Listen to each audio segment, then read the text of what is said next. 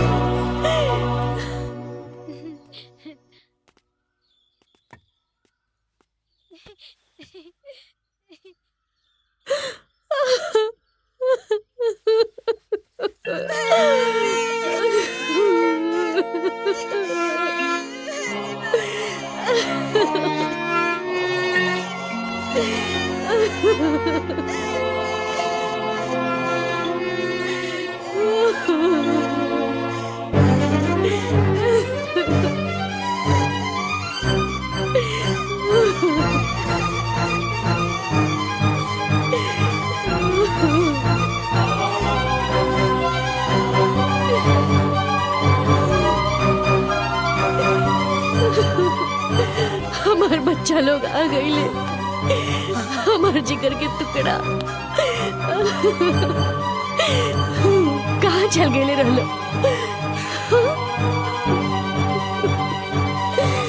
अब कबो ऐसन मत करियो।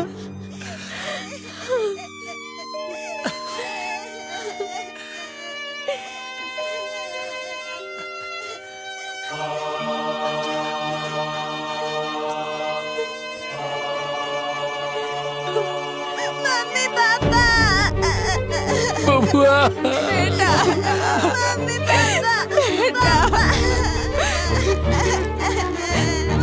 मम्मी।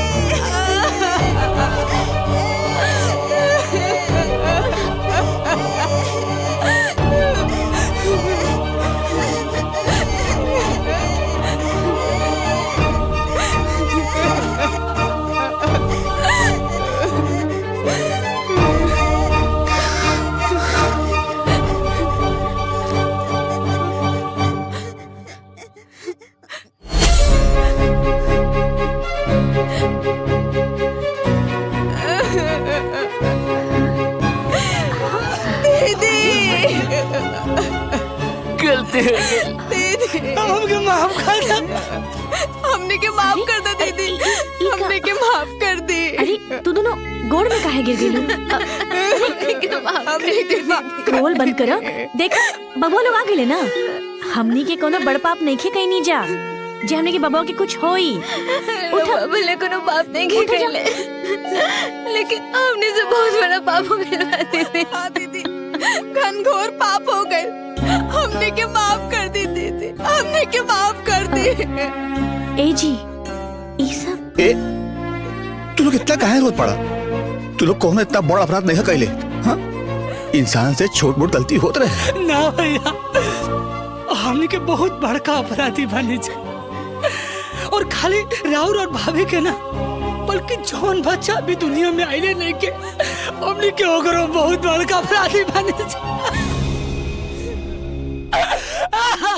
बच्चा भाभी, हमने से गलत अपराध हुई बा। अपना अपना मतारी नियन भाभी के कोख में पल रहल बच्चा के हमने क्या मर की कोशिश करने वाली ना।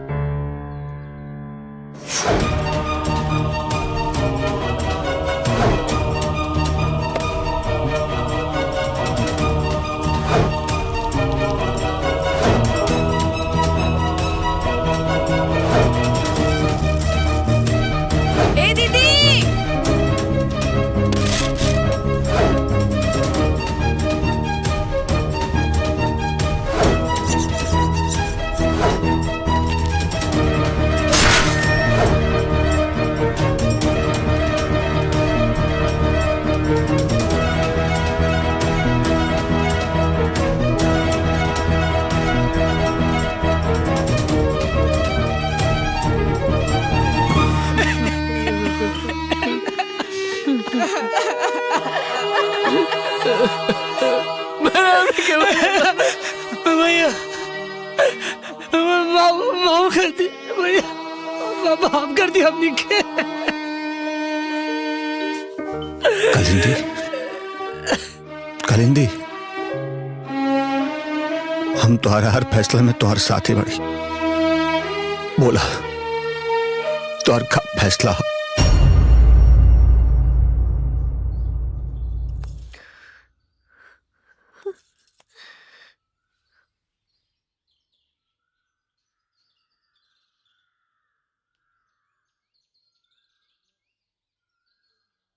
हम फैसला लेवे वाला के बानी जी।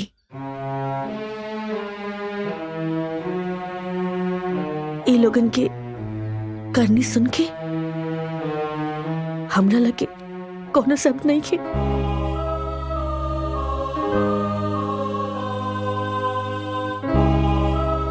भगवान एकनी के करने के सजा दे दिले पड़े। हम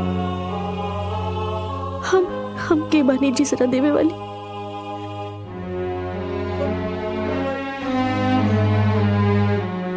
माफ कर देनी तू लोगन की, माफ कर देनी।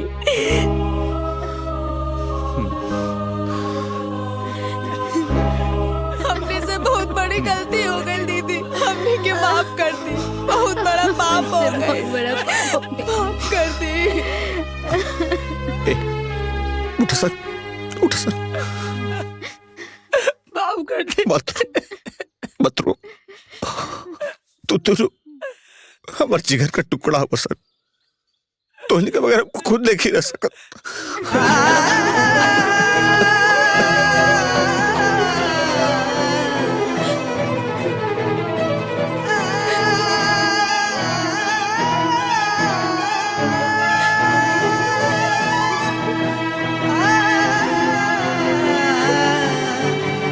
सुनिए। जी साहब। ये किनके बच्चे थे? हमरे भाई लोगन के। हमने के मैनेजर।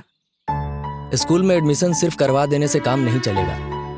बच्चे समय पर घर पहुंचे या नहीं पहुंचे, ये सिर्फ स्कूल की जिम्मेदारी नहीं होती है, गार्जियन की भी जिम्मेदारी होती है।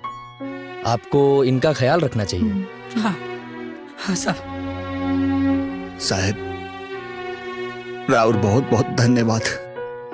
हमार पूरा परिवार बच्चन खातिर परेशान रहल। बच्चा हमारे परिवार की जान हो सर। देखिए, बच्चन के आगे से हमारे परिवार के अंदर जान आ गई। तरोगे जिरो तो भगवान बन के बनी बाकी अभी के लिखो रहो के मिलना सन कहाँ पे। रउआ लोग के किस्मत बड़ा अच्छा बा। रउआ लोग कंप्लेन करवैले रहनी ना गुमशुदगी के, बस किस्मत से पुलिस के हाथों लग गई ले दोनों।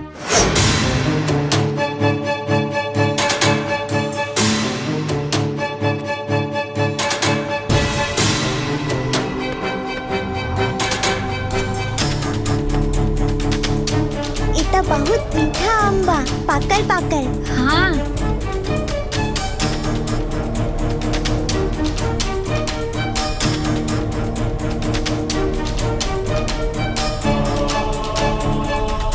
हमने कहाँ जाता नहीं।